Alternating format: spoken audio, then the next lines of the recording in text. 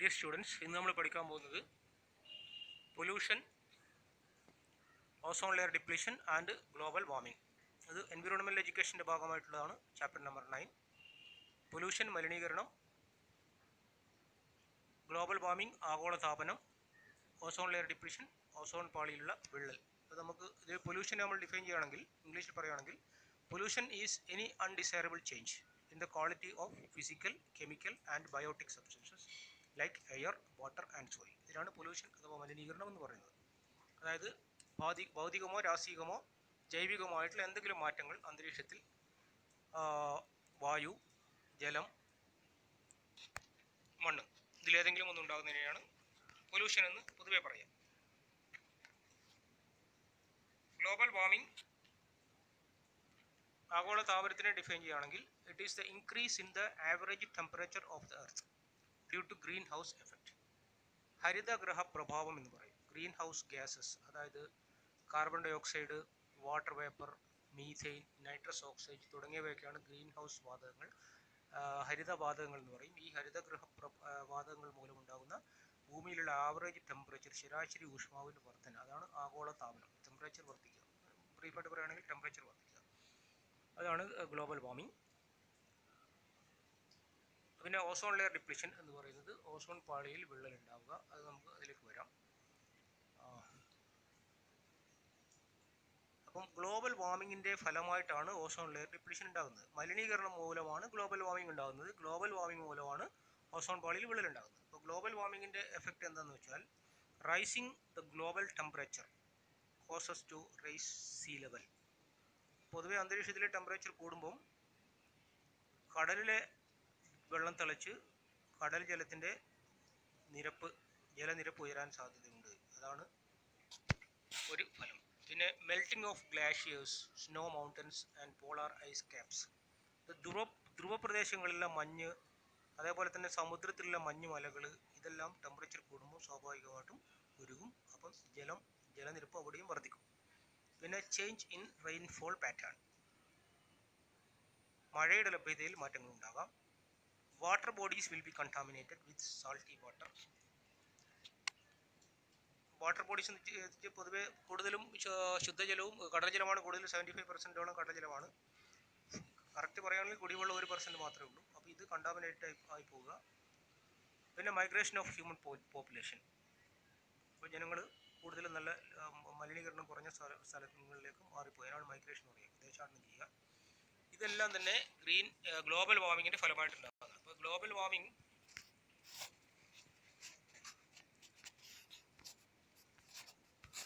അന്തരീക്ഷത്തിൽ കാർബൺ ഡൈ ഓക്സൈഡിൻ്റെ ലെവൽ വർദ്ധിക്കുന്ന സമയത്താണ് ഉണ്ടാകുന്നത് ഗ്ലോബൽ വാർമിംഗ് ഉണ്ടാകുന്നത്.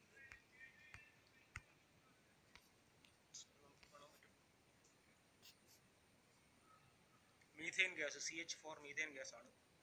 നൈട്രസ് ഓക്സൈഡ്, പിന്നെ കാർബൺ ഡൈ ഓക്സൈഡ്. പിന്നെ വേറെ ഒരു പ്രധാനപ്പെട്ട ഒരു ഗ്രീൻ ഹൗസ് ഗ്യാസാണ് ക്ലോറോ കാർബൺ എന്ന് പറയും, CFC, ക്ലോറോ കാർബൺ. ഇത് റെഫ്രിജറേഷൻ ഇൻഡസ്ട്രീസിൽ യൂസ് ചെയ്യുന്നതാണ്. അത് വളരെ സ്റ്റാബിൾ ആയിട്ടുള്ള ഒരു ഇൻഫ്ലേമബിൾ ആയിട്ടുള്ള വളരെ സ്റ്റാബിൾ ആയിട്ടുള്ള ഒരു കോമ്പൗണ്ടാണ്. ഇത് ഒരു ഗ്രീൻ ഹൗസ് ഗ്യാസാണ്. ഇത് ആഗോളതാപനം വർദ്ധിപ്പിക്കുന്നുണ്ട്. നമ്മൾ നേരത്തെ അറ്റ്മോസ്ഫിയറിനെ പറ്റി പഠിച്ചപ്പോൾ ട്രോപ്പോസ്ഫിയർ, സ്ട്രാറ്റോസ്ഫിയർ, അയോണോസ്ഫിയർ ഒക്കെ നമ്മൾ പഠിച്ചിട്ടുണ്ടായിരുന്നു. മെസോസ്ഫിയർ, എക്സോസ്ഫിയർ, തെർമോസ്ഫിയർ ഒക്കെ പഠിച്ചു. ഇതിൽ ഭൂമിയിൽ നമ്മൾ ഭൗമോപരിതലത്തിൽ നിന്ന് മുകളിലേക്ക് പോകുമ്പോൾ 16 കിലോമീറ്ററോളം വരെ ട്രോപ്പോസ്ഫിയറാണ്. അതിനുശേഷം 16 കിലോമീറ്ററിന് മേലെ 50 കിലോമീറ്റർ വരെ സ്ട്രാറ്റോസ്ഫിയറാണ്. ഈ സ്ട്രാറ്റോസ്ഫിയറിൽ ഒരു 25 കിലോമീറ്ററോളം വളരെ തിക്കായിട്ട് ഒരു ഉള്ള ലെയറാണ് ഓസോൺ ലെയർ എന്ന് പറയുന്നത്. ഓസോൺ എന്ന് പറയുന്നത് ഒരു ഓക്സിജൻ്റെ ഒരു ഐസോട്ടോപ്പാണ്. സാധാരണ ഇതിൽ ഓക്സിജൻ ഒരു ഡയാറ്റോമിക് ഗ്യാസാണ്. അതായത് ഒരു മോളിക്യൂളിൽ 2 ആറ്റംസ്, അതിനാണ് ഡയാറ്റോമിക് എന്ന് പറയുന്നത്. ഓക്സിജൻ ആറ്റം സാധാരണ O2 എന്നാണ് നമ്മൾ പറയുക, ഓക്സിജൻ ആറ്റം. പക്ഷേ ഓസോൺ എന്ന് പറയുന്നത് O3 ആണ്. അത്ര സ്റ്റാബിൾ അല്ല. പക്ഷേ ഈ സ്ട്രാറ്റോസ്ഫിയറിൽ 25 കിലോമീറ്ററോളം കട്ടിയിൽ ഈ ഓസോൺ വാതകം അങ്ങനെ നിൽക്കുകയാണ്. ഇതിൻ്റെ കൊണ്ടുള്ളൊരു ഗുണം എന്താണെന്ന് വെച്ചാൽ, സോളാർ റേസ് സൂര്യപ്രകാശത്തിൽ പ്രധാനമായിട്ടും ഉള്ളത് അൾട്രാ വയലറ്റ് റേസ് ഉണ്ട്, ഇൻഫ്രാറെഡ് റേസ് ഉണ്ട്. ഇതിൽ അൾട്രാ വയലറ്റ് എന്ന് പറഞ്ഞാൽ വിപ്ചർ നമ്മൾ പഠിച്ചിട്ടുണ്ടല്ലേ, violet, indigo, blue, yellow, green, orange, red. അപ്പോൾ വയലറ്റിൻ്റെ ഇപ്പുറത്തുള്ളതിനാണ് അൾട്രാ വയലറ്റ് എന്നും റെഡിൻ്റെ അപ്പുറമുള്ളതിനെ ഇൻഫ്രാറെഡ് എന്നും പറയും. ഇത് രണ്ടും ദോഷകരമാണ്. അപ്പം ഈ രണ്ട് റേസിനെയും പ്രധാനമായിട്ടും അൾട്രാ വയലറ്റ് റേസിനെ തടഞ്ഞു നിർത്തുന്നത് ഓസോൺ പാളിയാണ്. അപ്പം സൂര്യനിൽ നിന്ന് 5800 ഡിഗ്രി കെൽവിനാണ് സൂര്യൻ്റെ ടെമ്പറേച്ചർ. ഈ 5800 ഡിഗ്രി സെൻറ്റിഗ്രേഡ് ടെമ്പറേച്ചറിനെ ഓസോൺ പാളി ആണ് തടഞ്ഞു നിർത്തുന്നത്. അപ്പം ഈ ഓസോൺ പാളിയിൽ ഏതെങ്കിലും തരത്തിൽ ഒരു ഹോൾസ് ഉണ്ടാകുന്നതിനാണ് ഓസോൺ ലെയർ ഡിപ്ലീഷൻ എന്ന് പറയുന്നത്. ഇങ്ങനെ ഓസോൺ ലെയർ ഡിപ്ലീറ്റ് ചെയ്യുന്ന സമയത്ത് സ്വാഭാവികമായിട്ടും ഭൗമോപരിതലത്തിലെ ടെമ്പറേച്ചർ നേരിട്ട് അൾട്രാ വയലറ്റ് നേരിട്ട് റേസ് ഭൂമിയിലേക്ക് നേരിട്ട് വരും. ഇതിനാണ് ഓസോൺ ലെയർ ഡിപ്ലീഷൻ എന്ന് പറയുന്നത്. അപ്പം 1977 ജപ്പാനിലെ കിയോട്ടോയിൽ വെച്ചിട്ട് കിയോട്ടോയിൽ വെച്ച് ഒരു കോൺഫറൻസ് നടത്തി 1977. ഇത് ഓസോൺ ലെയർ ഡിപ്ലീഷനെതിരായിട്ടുള്ള ഒരു ഗ്ലോബൽ മീറ്റിംഗ് ആയിരുന്നു. Carbon dioxide gas industrial effluent ആയിട്ട് വരുന്നതാണ്. പിന്നെ റേഡിയോ ആക്റ്റീവ് റേസ് വരും. ഇതിനോടനുബന്ധിച്ച് തന്നെയാണ് നമ്മൾ അറ്റ്മോസ്ഫിയറിക് പൊല്യൂഷൻ കൺസിഡർ ചെയ്യേണ്ടത്. അറ്റ്മോസ്ഫിയറിക് പൊല്യൂഷൻ എന്ന് പറയുമ്പോൾ സ്മോക്ക് ഫ്രം ഇൻഡസ്ട്രീസ്, വ്യവസായശാലകളിൽ നിന്നുള്ള മാലിന്യം, പൊടിപടലങ്ങൾ, പിന്നെ അത് ലാൻഡ് പൊല്യൂഷനാണ്. പിന്നെ ലൗഡ് സ്പീക്കർ, ഓട്ടോമൊബൈൽസിൻ്റെ ഹോങ്കിങ്, പിന്നെ ബ്രൈറ്റ് ലൈറ്റ്, പബ്ലിക് സ്പീച്ചസ്, ഉച്ചഭാഷണിയുടെ ഉപയോഗങ്ങൾ, ഇത് സൗണ്ട് പൊല്യൂഷൻ, നോയ്സ് പൊല്യൂഷൻ എന്ന് പറയും. പിന്നെ heat released in water, heat released in air, industrial waste, ഇത് മെറ്റൽ ഇൻഡസ്ട്രീസിൽ നിന്ന് ടെമ്പറേച്ചറാണ്, അത് തെർമൽ പൊല്യൂഷനാണ്. പിന്നെ cellphone, mobile tower, internet connection, wireless modem, satellite signal, dust particle, ഇതെല്ലാം റേഡിയേഷൻ പൊല്യൂഷൻ എന്നാണ് പറയുന്നത്. പിന്നെ greenhouse gases, carbon dioxide, carbon monoxide, ozone, fluorocarbon, ഇതെല്ലാം തന്നെ കെമിക്കൽ പൊല്യൂഷനാണ്. അപ്പം എയർ പൊല്യൂഷനുണ്ട്, വാട്ടർ പൊല്യൂഷനുണ്ട്, ലാൻഡ് പൊല്യൂഷനുണ്ട്, സൗണ്ട് അഥവാ നോയ്സ് പൊല്യൂഷനുണ്ട്, ഡസ്റ്റ് പൊല്യൂഷനുണ്ട്, റേഡിയേഷൻ പൊല്യൂഷനുണ്ട്, തെർമൽ പൊല്യൂഷനുണ്ട്, സോയിൽ പൊല്യൂഷനുണ്ട്, മറൈൻ പൊല്യൂഷൻ. മറൈൻ എന്ന് വെച്ചിട്ടുണ്ടെങ്കിൽ റിലേറ്റഡ് ടു ഓഷ്യൻ അല്ലേ, അതാണ് മറൈൻ പൊല്യൂഷൻ എന്ന് പറയുന്നത്. ഇതിൽ ഓരോന്നും നമ്മൾ അറിഞ്ഞിരിക്കേണ്ടതുണ്ട്. Air pollution, contamination of natural air with dangerous gases like carbon dioxide, carbon monoxide, sulfur dioxide, methane, etc. Water pollution എന്ന് പറയുന്നത് വളരെ അപകടകരമാണ്. റിവേഴ്സ്, സീ, ലേക്സ്, പോൺസ് എല്ലാം കണ്ടാമിനേറ്റഡ് ആവും by large amounts of human industrial waste. അപ്പം water will become harmful to drink for the human being as well as for the animal അല്ലേ. മനുഷ്യർ മാത്രമല്ല മൃഗങ്ങളും പിന്നെ ഈ കടൽ ജീവികളെല്ലാം പുഴയിലും കടലിലൊക്കെ മലിന്യം വർദ്ധിക്കുമ്പോൾ സ്വാഭാവികമായിട്ടും അവരുടെയും ആരോഗ്യത്തിനെയും ജീവിതത്തിനെയും അത് ബാധിക്കും. പിന്നെ ലാൻഡ് പൊല്യൂഷൻ കോസ് ചെയ്യുന്നത് വേസ്റ്റേജാണ്. വേസ്റ്റ് വാട്ടർ, പിന്നെ electronic waste, plastic waste, contamination, പ്ലാസ്റ്റിക്കുകൾ, മാലിന്യങ്ങൾ, ഇതൊക്കെ ഡിസ്പോസ് ചെയ്യുന്ന സമയത്താണ് ലാൻഡ് പൊല്യൂഷൻ ഉണ്ടാകുന്നത്. നോയ്സ് പൊല്യൂഷൻ നമുക്കറിയാം, ലൗഡ് സ്പീക്കർ, ഓട്ടോമൊബൈൽസ്, പിന്നെ ഫാക്ടറികളിലെ അമിതമായ ശബ്ദങ്ങൾ, എഞ്ചിൻ വർക്കിംഗ് പോലുള്ള ശബ്ദങ്ങൾ. പിന്നെ ഡസ്റ്റ് പൊല്യൂഷൻ, ഡസ്റ്റ് പാർട്ടിക്കിൾസ് അറ്റ്മോസ്ഫിയറിലേക്ക് റിലീസ് ചെയ്യുന്നതുകൊണ്ടാണ് ഡസ്റ്റ് പൊല്യൂഷൻ ഉണ്ടാകുന്നത്. Radiation pollution, cell phone, mobile phone, പിന്നെ തെർമൽ റേഡിയേഷൻ, ഇലക്ട്രോമാഗ്നറ്റിക് റേഡിയേഷൻ, ഇതൊക്കെ അതിൽ വരുന്നുണ്ട്. പിന്നെ തെർമൽ പൊല്യൂഷൻ, അത് മെറ്റാലിക് ഇൻഡസ്ട്രി അല്ലെങ്കിൽ വളരെ ടെമ്പറേച്ചർ ഇൻവോൾവ് ചെയ്യുന്ന ഇൻഡസ്ട്രീസ് തന്നെയാണ്. പിന്നെ soil pollution, excessive use of pesticide, അമിതമായ രീതിയിലുള്ള പെസ്റ്റിസൈഡ്, ഇൻസെക്ടിസൈഡ്, ഫെർട്ടിലൈസർ, രാസവളങ്ങളൊക്കെ അമിതമായി യൂസ് ചെയ്ത് മണ്ണിലേക്ക് വരുമ്പോൾ സോയിൽ പൊല്യൂഷൻ വരും. പിന്നെ മറൈൻ പൊല്യൂഷൻ വരുന്നത് ഓയിൽ സ്പിൽസ്, പ്ലാസ്റ്റിക് ബോട്ടിൽസ് ഒക്കെ ജലത്തിലേക്ക് കൊടുക്കുന്നുണ്ട് വരാം. പൊല്യൂഷൻ ഉണ്ടാക്കുന്ന സബ്സ്റ്റൻസിനെയാണ് പൊല്യൂട്ടൻ്റ് എന്ന് പറയാം. Pollutant means any substance that makes pollution. ഇതിനാണ് പൊല്യൂട്ടൻ്റ് എന്ന് പറയുന്നത്. Types of pollution air pollution കാണിച്ചിട്ടുണ്ട്. അറ്റ്മോസ്ഫിയർ ഇൻഡസ്ട്രിയൽ ഗ്യാസസ് എഫ്ലുവൻസ് പോകുന്നുണ്ട്. പിന്നെ water pollution, water bodies contaminate ചെയ്യുന്നുണ്ട്. പിന്നെ സോയിൽ പൊല്യൂഷൻ, മണ്ണിലേക്ക് മാലിന്യങ്ങൾ വരുന്നതുകൊണ്ട്. പിന്നെ സ്പീക്കേഴ്സ് വെച്ചിട്ടുള്ള noise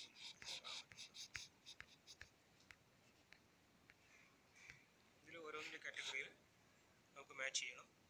moulding of metals, moulding of metals കൊണ്ട് heat released into water bodies. പിന്നെ മൊബൈൽ ടവേഴ്സ്, മൊബൈൽ ടവേഴ്സ് കൊണ്ട് റെസ്പിറേറ്ററി പ്രോബ്ലംസ് ആണ്. പെസ്റ്റിസൈഡ്സ് ഡ്രിങ്കിങ് വാട്ടർ കണ്ടാമിനേറ്റ് ചെയ്യുന്നുണ്ട്. ഓട്ടോമൊബൈൽസ് ഇതിൽ വരുന്ന particles. Industrial waste in rivers, അത് മറൈൻ ലൈഫ്, അതായത് ജലജീവിതം ബാധിക്കുന്നുണ്ട്.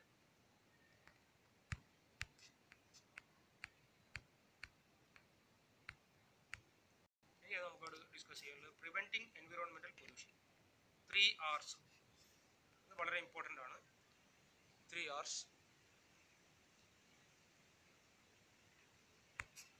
3 R ആണ്. Reduce, reuse and recycle. അതാണ് 3 R's. What are the 3 R's? Question പലപ്പോഴും വരാറുണ്ട്. ഈ 3 R's നമ്മൾ അറിഞ്ഞിരിക്കേണ്ടതാണ്. Reduce, reuse and recycle. 3 R's of recycling. Reduce, reuse, recycle. ഇതെങ്ങനെയാണെന്ന് വെച്ചാൽ നമ്മൾ വേസ്റ്റേജുകൾ കുറയ്ക്കുക എന്നുള്ളതാണ്. വേസ്റ്റേജുകൾ കുറയ്ക്കാൻ നമുക്ക് പല മാർഗ്ഗങ്ങളുണ്ട്. ഉദാഹരണമായിട്ട് നമ്മുടെ നിത്യോപയോഗ സാധനങ്ങൾ, ഭക്ഷണ സാധനങ്ങൾ ആളുകൾ അമിതമായി വാങ്ങിച്ച് ദുരുപയോഗപ്പെടുത്താറുണ്ട്, വേസ്റ്റ് ആക്കി കളയും. അപ്പോൾ നമുക്ക് ആവശ്യത്തിനുള്ള സാധനങ്ങൾ മാത്രം വാങ്ങുക, ഭക്ഷണ സാധനങ്ങൾ വാങ്ങുക, അത് ശ്രദ്ധിക്കേണ്ട കാര്യമാണ്. പിന്നെ ഡ്രസ്സുകൾ വാങ്ങുമ്പോഴും ആളുകൾ 10-20 സെറ്റ് ഡ്രസ്സുകളെ വാങ്ങിയിട്ട് വേസ്റ്റ് ആക്കാറുണ്ട്. ആവശ്യത്തിനുള്ള ഡ്രസ്സ് ഉപയോഗിക്കാനുള്ള ഡ്രസ്സുകൾ മാത്രം വാങ്ങുക. അത് ഉപയോഗിച്ച് കഴിഞ്ഞാൽ ഒന്നുകിൽ ഏതെങ്കിലും തരത്തിൽ പിന്നെ ഒന്നുകിൽ പാവപ്പെട്ട ആളുകൾക്ക് ചിലവ് കൊടുക്കാറുണ്ട്, ചാരിറ്റി കൊടുക്കാറുണ്ട്. പിന്നെ ചിലപ്പം പിന്നെ ഈ മൂത്ത കുട്ടികളുടെ ഡ്രസ്സ് പെട്ടെന്ന് വളരും. അപ്പോൾ മൂത്ത കുട്ടികളുടെ ഡ്രസ്സ് ഇളയ കുട്ടികൾക്ക് കൊടുക്കാം, അങ്ങനെ ചെയ്യാറുണ്ട്. പിന്നെ പ്ലാസ്റ്റിക് മാലിന്യങ്ങൾ ഒഴിവാക്കുക. പ്ലാസ്റ്റിക് കണ്ടെയ്നേഴ്സ് ഒന്നുകിൽ റീസൈക്ലിങ്ങിന് കൊടുക്കാം. ഇതിൽ ഓരോന്നും വേറെ വേറെ പറഞ്ഞിട്ടുണ്ട്. Think about things you are about to throw away. Could they be used again? അപ്പോൾ നമ്മൾ വലിച്ചെറിഞ്ഞ് കളയുന്ന വസ്തുക്കൾ നമുക്ക് റീയൂസ് ചെയ്യാൻ പറ്റുമോ എന്ന് നോക്കുക. അതാണ് വേസ്റ്റ് റെഡ്യൂസ് ചെയ്യാൻ ഒരു മാർഗ്ഗം. പിന്നെ റീയൂസ് ചെയ്യുക. അപ്പോൾ പ്ലാസ്റ്റിക് കപ്പുകളൊക്കെ നമുക്ക് ഡിസ്പോസിബിളും ഡീഗ്രേഡബിളും വ്യത്യാസമുണ്ട്. ഡീഗ്രേഡബിൾ എന്ന് പറയുമ്പോൾ ബയോഡീഗ്രേഡബിൾ അല്ലാത്ത വേസ്റ്റും നോൺ ബയോഡീഗ്രേഡബിൾ ആയിട്ടുള്ള വേസ്റ്റും ഉണ്ട്. നോൺ ബയോഡീഗ്രേഡബിൾ ആയിട്ടുള്ള വേസ്റ്റുകളാണ് പ്ലാസ്റ്റിക് വേസ്റ്റുകളൊക്കെ വരുന്നത്. ബയോഡീഗ്രേഡബിൾ ഒക്കെ ആണെങ്കിൽ സാധാരണ ഭക്ഷണ സാധനങ്ങൾ. ഈ ഭക്ഷണ സാധനങ്ങളൊക്കെ നമ്മൾ മാലിന്യ കൂമ്പാരത്തിലേക്ക് വലിച്ചെറിയുമ്പോൾ ഒന്നുകിൽ അത് ബയോ കമ്പോസ്റ്റ് ആക്കി എടുക്കാൻ പറ്റും. അപ്പോൾ നമ്മൾ സാധാരണ രീതിയിൽ ഭക്ഷണത്തിൻ്റെ വേസ്റ്റുകൾ നമ്മൾ പറമ്പിലൊക്കെ കൊണ്ടുപോയി ചിലപ്പോൾ ഏതെങ്കിലും മരത്തിൻ്റെ ചുവട്ടിലിടും, മൂടുകയില്ല. മൂടിയില്ലെങ്കിൽ എന്ത് സംഭവിക്കും? ഇത് പിന്നെ പട്ടികൾ, പൂച്ചകൾ, അലഞ്ഞു കിടക്കുന്ന പട്ടികൾ, കുറുക്കന്മാർ, കീരി, പാമ്പ് ഇതെല്ലാം ഭക്ഷിച്ച് ഇത് പെരുകാനിടയാക്കുകയാണ്. അതേസമയം നമ്മളത് മൂടുകയാണെങ്കിൽ അത് വളമായിട്ട് ഉപയോഗപ്പെടുത്തും. പിന്നെ പലതരത്തിലുള്ള കമ്പോസ്റ്റുകളുണ്ട്. Pipe compost, bucket compost, compost കുഴി, ഇങ്ങനെ ഏതെങ്കിലും തരത്തിൽ കമ്പോസ്റ്റ് ഉണ്ടാക്കിയിട്ട് നമുക്ക് റീയൂസ് ചെയ്യാൻ പറ്റും. Paper, food waste, electronic waste. ഇപ്പോഴത്തെ കാലഘട്ടത്തിൽ ഏറ്റവും കൂടുതൽ വേസ്റ്റുമാണ് ഇലക്ട്രോണിക് വേസ്റ്റ്. സെൽഫോണുകൾ ഉപയോഗം കഴിഞ്ഞാൽ സെൽഫോണുകളിലെ ബാറ്ററികൾ, വയറുകൾ, കമ്പ്യൂട്ടർ, ഇലക്ട്രോണിക് ഉപകരണങ്ങൾ ഇതെല്ലാം ഈ വേസ്റ്റിൽ വരുവാണ്. പിന്നെ പ്ലാസ്റ്റിക് കാനുകൾ, വിനൈൽ ടൈപ്സ്, പിന്നെ തുണികൾ, ഇതെല്ലാം തന്നെ പല ടൈപ്പുണ്ട്. ബയോഡീഗ്രേഡബിളും ഉണ്ട്, നോൺ ബയോഡീഗ്രേഡബിളും ഉണ്ട്. ബയോഡീഗ്രേഡബിൾ ആയിട്ട് കഴിയുന്നതും ബയോഡീഗ്രേഡബിൾ ആയിട്ട് ഉപകരണങ്ങൾ മാത്രം ഉപയോഗിക്കുക. ഷോപ്പിങ്ങിന് പോകുമ്പോൾ നമ്മൾ തുണികൾ how long does it take to decompose അത് കാണിച്ചിട്ടുണ്ട്. ഓരോ തരം ഐറ്റംസും നമ്മൾ നിത്യ ഉപയോഗിക്കുന്ന സാധനങ്ങളിൽ ഡീകമ്പോസ് ചെയ്യാൻ വേണ്ടി എത്ര സമയം എടുക്കുന്നു എന്നുള്ളതാണ്. സാധാരണഗതിയിൽ പേപ്പർ, ബനാന പീൽ, അതായത് പഴത്തൊലിക്ക് ബനാന പീൽ എന്ന് പറയാം, paper bag, newspaper, apple core, cardboard, cotton gloves, orange peel, plywood, wood, milk carton, ഇതെല്ലാം ചുരുങ്ങിയ കാലഘട്ടത്തിനിടയിൽ. അതിൽ മിൽക്ക് കാർട്ടൂൺ കുറച്ച് കൂടുതൽ സമയം 5 years വരെയാണ്. അതേസമയം സിഗരറ്റ് ബട്ട് സിഗരറ്റിൻ്റെ പാക്കറ്റുകൾ 10 കൊല്ലം എടുക്കുന്നുണ്ട് ഇത് ഡീകമ്പോസ് ചെയ്യണമെങ്കിൽ. ലെതർ ഷൂസ് 40 years വരെ എടുക്കും. സ്റ്റീൽ ക്യാൻ 50 years എടുക്കും. ഫോംഡ് പ്ലാസ്റ്റിക് കപ്പുകൾ നമ്മൾ വെറുതെ അനായാസം ഉപയോഗിച്ചുകൊണ്ടിരിക്കുന്ന സാധനങ്ങൾ 50 കൊല്ലമാണ് റീസൈക്കിൾ ഇത് ഡീകമ്പോസ് ചെയ്യണമെങ്കിൽ എടുക്കുന്നത്. റബ്ബർ ബൂട്ട് 80 വർഷം വരെ എടുക്കും. പ്ലാസ്റ്റിക് കണ്ടെയ്നർ 80 വർഷം എടുക്കും. അലൂമിനിയം ക്യാൻ 500 കൊല്ലം. പ്ലാസ്റ്റിക് ബോട്ടിൽ 500 കൊല്ലം. ഡിസ്പോസിബിൾ ഡയപ്പർ 500 കൊല്ലം. മോണോഫിലമെൻറ്റ് ഫിഷിംഗ് ലൈൻ 800 കൊല്ലം. പ്ലാസ്റ്റിക് ബാഗ് 1000 കൊല്ലം വരെ ആയാലും, നമ്മൾ പ്ലാസ്റ്റിക് മണ്ണിൽ കുഴിച്ചിട്ട് കഴിഞ്ഞാൽ 1000 കൊല്ലം കഴിഞ്ഞാലും അത് ആ മണ്ണിൽ അതേപോലെ തന്നെ ഉണ്ടാകുന്നത് നമുക്കെപ്പോഴും. ബനാന പീൽ ഈസിലി ബയോഡിഗ്രേഡബിൾ ആണ്. ഓറഞ്ച് പീലും അല്പം കൂടി സമയം എടുക്കും, എന്നാൽ ബയോഡിഗ്രേഡബിൾ ആണ്. പ്ലാസ്റ്റിക് കപ്പുകൾ ബയോഡിഗ്രേഡബിൾ ആണ്. Plastic bag, formed plastic cup biodegradable ആണ്, പക്ഷേ പ്ലാസ്റ്റിക് ബാഗ് ഏറ്റവും കൂടുതൽ സമയം എടുക്കും. ഡിസ്പോസിബിൾ ഡയപ്പർ അതിനേക്കാൾ കൂടുതൽ സമയം എടുക്കും. അപ്പം നമ്മളത് ഓർത്ത് വെക്കണം. ഇതിൽ 3 കാര്യങ്ങൾ: റെഡ്യൂസ്, റീയൂസ്, റീസൈക്കിൾ. ഇതാണ് 3 R's. What are the 3 R's? ഓർത്ത് വെക്കണം. Energy efficient bulbs and appliances ഉപയോഗിക്കുക. എനർജി എഫിഷ്യൻറ്റ് ബൾബ് എന്ന് പറയുമ്പോൾ ഒരു കാലഘട്ടത്തിൽ നമ്മൾ ഉപയോഗിച്ചിരുന്ന ഫിലമെൻറ്റ് ബൾബുകളായിരുന്നു. ഫിലമെൻറ്റ് ബൾബുകൾക്ക് ലൈഫ് കുറവായിരുന്നു, നമുക്കറിയാം. എപ്പോഴാണ് പോകുന്നത് വലിയ ഗ്യാരണ്ടി ഇല്ല, ഏത് സമയത്തും അത് ഫിലമെൻറ്റ് പോകാം. അത് കഴിഞ്ഞ് CFL ബൾബുകൾ വന്നു. CFL ബൾബ് 1 വർഷം വരെ ആണ് അതിന് ഗ്യാരണ്ടി കൊടുക്കുന്നത്. അത് ചിലപ്പോൾ 2 വർഷം വരെ യൂസ് ചെയ്യാൻ പറ്റും. അത് കഴിഞ്ഞ് കുറച്ചും കൂടി ടെക്നോളജി മാറിയപ്പം LED ബൾബുകളാണ്. CFL ബൾബ് എന്ന് വെച്ചാൽ കോമ്പാക്റ്റ് ഫ്ലൂറസെൻറ്റ് ലാമ്പ്. LED എന്ന് വെച്ചാൽ ലൈറ്റ് എമിറ്റിംഗ് ഡയോഡ്. LED ബൾബുകൾ ലൈഫ് 2 വർഷം മുതൽ 5 വർഷം വരെ ലൈഫ് കിട്ടും. അപ്പം ഇതേപോലുള്ള എനർജി എഫിഷ്യൻ്റ് ആയിട്ടുള്ള ബൾബുകളാണ് നമ്മൾ യൂസ് ചെയ്യേണ്ടത്. ഇലക്ട്രിസിറ്റി കൺസംഷൻ കുറയുകയും ചെയ്യും, കൂടുതൽ ലൈറ്റ് കിട്ടും. പിന്നെ turn of water while brushing teeth. അപ്പോൾ നമ്മൾ പല്ല് തേക്കുമ്പോൾ ടാപ്പ് ഓൺ ചെയ്ത് വെക്കും, ബ്രഷ് എടുക്കുമ്പോൾ തന്നെ ടാപ്പ് ഓൺ ചെയ്ത് വെക്കും, പല്ല് തേച്ചിട്ട് കഴിയുന്നവരും ആ വെള്ളം അങ്ങനെ ഒഴുക്കിക്കൊണ്ടിരിക്കും അല്ലേ. അതുപോലെ ഷേവ് ചെയ്യുന്ന സമയത്തും ഓൺ ചെയ്ത് വെക്കും, ഷേവ് ചെയ്ത് തീരുന്നവരെയും വെള്ളം ഒഴിച്ചുകൊണ്ടിരിക്കും. അപ്പോൾ നമുക്ക് ശ്രദ്ധിച്ചാൽ ഒഴിവാക്കാൻ പറ്റുന്ന വേസ്റ്റുകളാണ് ഇതിൽ അല്ലേ. പിന്നെ walk, share a ride, use public transport to school work. അപ്പോൾ നമുക്ക് 1 കിലോമീറ്റർ വരെയുള്ള ദൂരമൊക്കെ ആണെങ്കിൽ നമുക്ക് നടന്നു പോകാവുന്നതേ ഉള്ളൂ. അല്ലെങ്കിൽ 2 കിലോമീറ്റർ ദൂരം വരെയൊക്കെ ആണെങ്കിൽ നമുക്ക് സൈക്കിൾ ഉപയോഗിക്കാവുന്നതേ ഉള്ളൂ. ഫോസിൽ ഫ്യൂൽസിന് ഉപയോഗം കൊടുക്കാൻ വേണ്ടിയിട്ടാണ് പറയുന്നത്.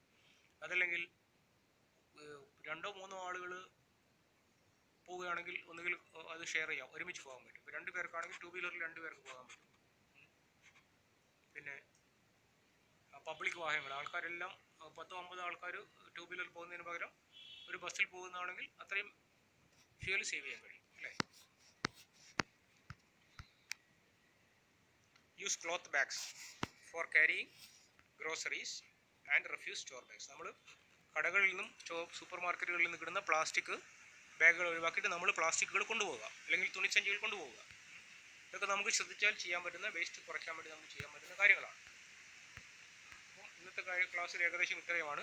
Global warming, ozone layer depletion, pollution, ഈ 3 കാര്യങ്ങളാണ്. അതിൽ നമ്മൾ ഓർക്കേണ്ടതെന്ന് വെച്ചിട്ടുണ്ടെങ്കിൽ ഗ്രീൻ ഹൗസ് ഗ്യാസസ് ഏതൊക്കെയാണെന്നുള്ളത് ഓർക്കണം. Carbon dioxide, nitrogen oxide, chlorofluorocarbon. CFCയുടെ ഫുൾ ഫോം ഓർത്ത് വെക്കണം. ക്ലോറോ കാർബൺ ആണ്.